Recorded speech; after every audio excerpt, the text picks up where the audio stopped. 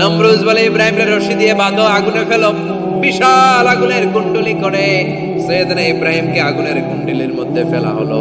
হাতে পায়ে বড় বড় মোটা মোটা রশি দিয়ে বাঁধা সৈয়দনা ইব্রাহিমকে আগুনের কুণ্ডলির মধ্যে ফেলায়।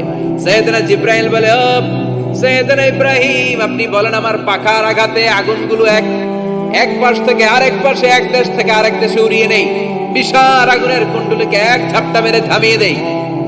সৈয়দনা ইব্রাহিম বলে, কোনো দরকার নাই, কারণ আগুনের মালিক আমার সাথে আছে। I don't need your help, আমার কোনো সাহায্যের দরকার নাই, কারণ আগুনের যে রব সে আল্লাহ সবকিছু দেখে কি দেখে না। বিশাল বড় মোটা মোটা রশি দিয়ে সৈয়দনা ইব্রাহিমের হাত আর পা বেঁধে আগুনের মধ্যে ফেলে দেয়া হলো।